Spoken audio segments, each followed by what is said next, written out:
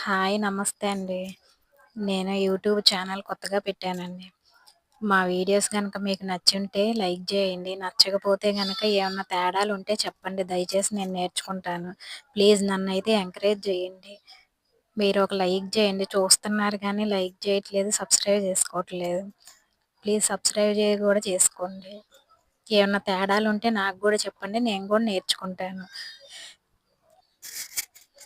మీరు చేసే లైక్ నాకు చాలా విలువైనదండి. ఏమన్నా చేసుంటే నాకు చెప్పండి. నేను నేర్చుకుంటాను. మీకే రెసిపీ కావాలో చెప్తే చేసి చూపిస్తాను.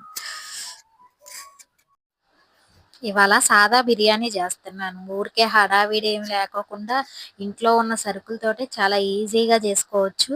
చాలా రుచికరంగా ఉంటది. ఒకసారి నేను చెప్పిన కొలతలతోటి ఒకసారి ట్రై చేసి చూడండి. బాగోపోతే అప్పుడు చెప్పండి.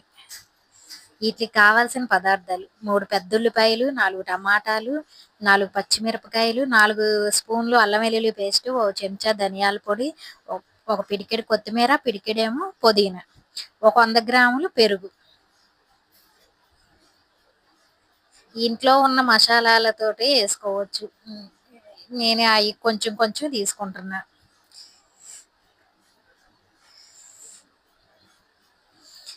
పోతే ఇదేమో పై మసాలా పట్టుకోవాలండి. ఒక 20 లవంగాలు, 10 యాలక్కాయలు, ఈ 2 ఇంచులు చెక్క లవంగాలు. నేను కేజీ బియ్యంతో చేసుకుంటున్నాను. నాకు ఈ గ్లాస్‌తో 3 గ్లాసులయినియి. వీటిని కడిగి నానబెట్టుకున్నాం ఒక అర్ధగంట.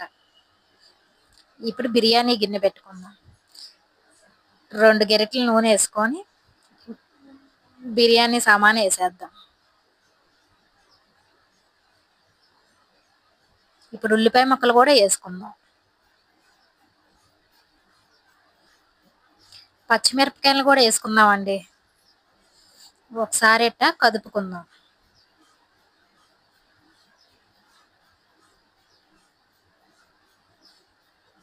మనం ఇట్లా కలుపుకున్నాక ఈ మాత్రం బ్రౌన్ రంగు వచ్చేదాకా ఏగాలండి.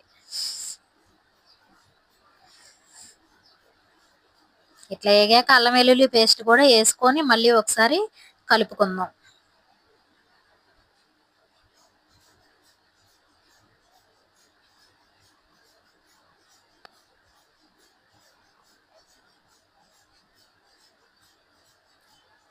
ఇట్లా ఏగాక మళ్ళీ టమాటా ముక్కలను కూడా ఏసుకొని మళ్ళీ ఏపుకుందామండి.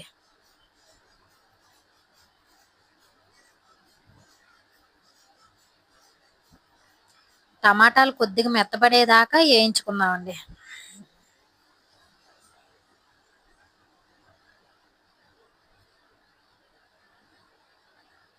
ఇప్పుడు పెరుగు కూడా ఏసుకుందామండి.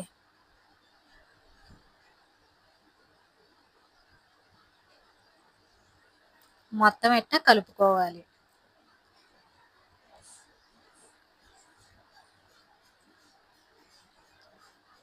కొంచెం ఇట్లా ఏగాక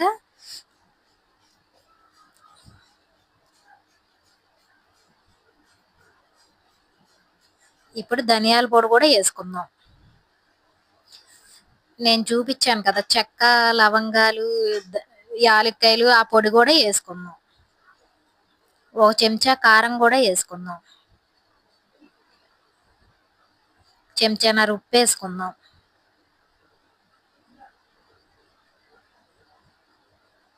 మొత్తం కలిసేలాగా కలుపుకోవాలి. చూసారా ఇట్లా నూనె పైకి తేలితే మొత్తం ఏగినట్టే. ఇప్పుడు కొత్తిమీర, పుదీనా కూడా ఏసుకొని మొత్తం ఒకసారి కలుపుకుందాం.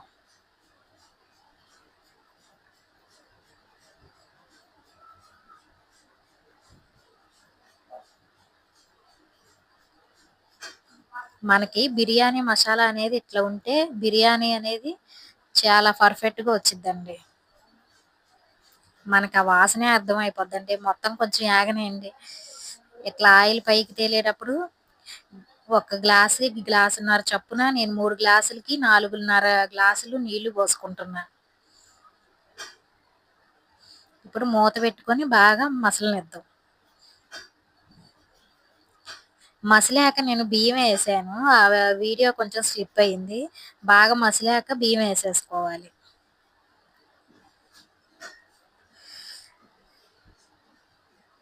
మూత పెట్టి ఉడికించుకుందాం. ఒక 5 నిమిషాలు మూత పెట్టి ఉడికించుకుందాం.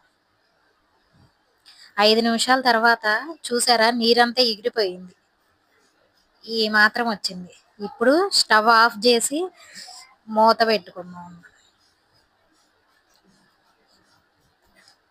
ఇప్పుడు మూత తీసుకొని పుదీనా, కొత్తిమీర, కొంచెం నెయ్యి వేసుకోవాలి.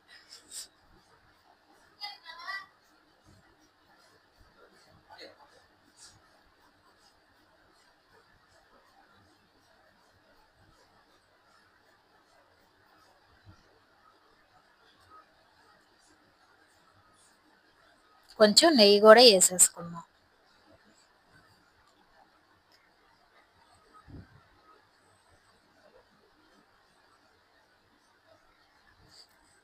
అబ్బా, ఉడకముందే వాసన మటుకు చాలా బాగా వస్తుందండి.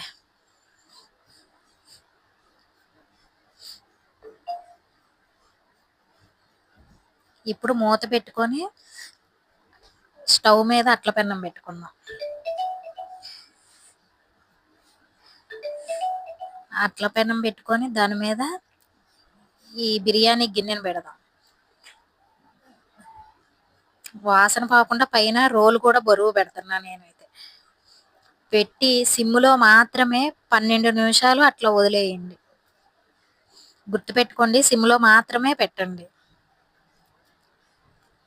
నాకు 12 నిమిషాల తర్వాత చూసారా, అన్నం ఎంత పొడి పొడిలాడుకుంటూ వచ్చిందో.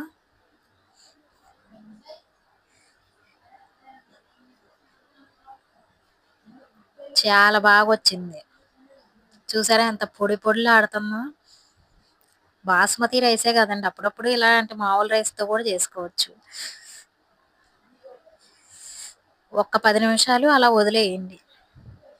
10 నిమిషాల తర్వాత నేను వడ్డిచ్చేసుకున్నానండి.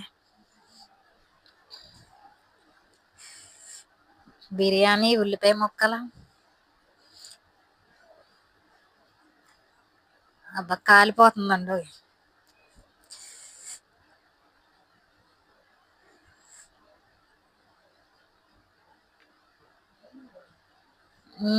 చాలా బాగుందండి. ఇప్పుడు ఉల్లిపాయ కూడా కొరుక్కుందాం.